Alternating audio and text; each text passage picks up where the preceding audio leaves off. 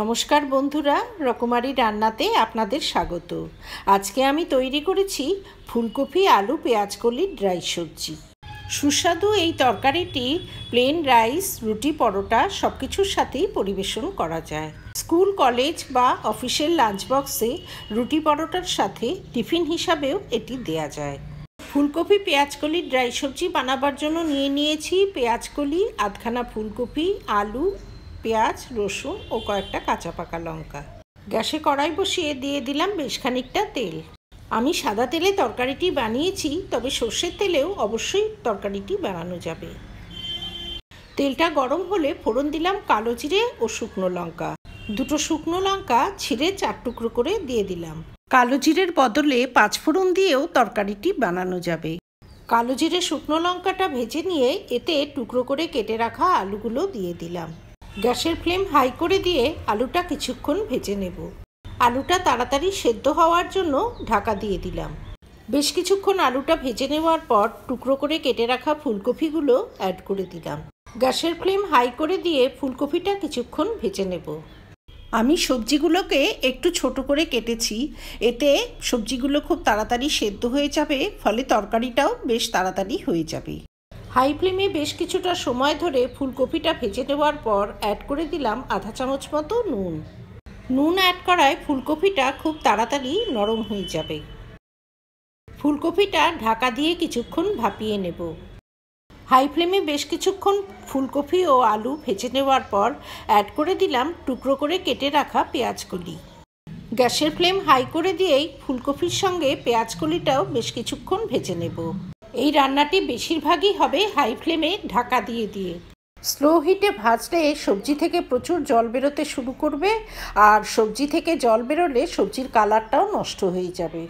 1 চামচ মতো গ্রেট করা রসুন অ্যাড করে দিয়ে ক্রমাগত নেড়েচেড়ে সবজিগুলো ভেজে নিতে হবে, নয়তো সবজিগুলো তলার দিকে লেগে যেতে পারে। সবজিগুলোকে কিছুটা সময় ঢাকা দিয়ে একটু ভাপিয়ে নেব। সবজিগুলোকে ঢাকা দিয়ে কিছুক্ষণ ভাপিয়ে নেবার পর অ্যাড করে দিলাম কুচনো পেঁয়াজ। পেঁয়াজটা নরম সবজি হওয়াতে শেষের দিকেই এটা অ্যাড করে দিলাম। বিভিন্ন রকম সবজি বিভিন্ন সময়ে সেদ্ধ হয়, সেই অনুসারে একের পর এক সবজি অ্যাড করে যেতে হবে। 5-6টা কাঁচা পাকা লঙ্কা কুচি করে কেটে অ্যাড করে দিলাম। তরকারিতে নুন এবং ঝাল নিজেদের পছন্দ অনুযায়ী দিতে হবে। শুধু কাঁচা লঙ্কাও এখানে অ্যাড করা যেতে পারে, পাকা লঙ্কাগুলো অ্যাড করে দিয়েছি সৌন্দর্যের জন্য। আধা চামচ হলুদ গুঁড়ো অ্যাড করে দিয়ে হলুদের কাঁচা গন্ধ চলে যাওয়া অবধি আরও কিছুটা সময় ভেজে নিতে হবে। এভাবে ভাজতে ভাজতেই সবজিগুলো সেদ্ধ হয়ে যাবে। এই তরকারিটিতে কোনো রকম জলের ব্যবহার করব না। 1 মুঠো ফ্রেশ ধনেপাতা কুচি অ্যাড করে দিয়ে গ্যাসের নবটা বন্ধ করে দিলাম। তবে ধনেপাতা কুচি পছন্দ না হলে অ্যাড না করলেও চলবে। নামমাত্র তেল মশলায় তৈরি এই তরকারিটি দেখতে যেমন লোভনীয়, খেতে কিন্তু তেমনি সুস্বাদু। তৈরি হয়ে গেল পেঁয়াজকলি আলু ফুলকপির ড্রাই সবজি। এই তরকারিটিতে কোনো রকম জলের ব্যবহার করা হয় না বলে এটি স্কুল, কলেজ বা অফিসের লাঞ্চ বক্সে অনায়াসেই দেয়া যায়। বাচ্চারা সবজি খেতে একেবারেই পছন্দ করে না।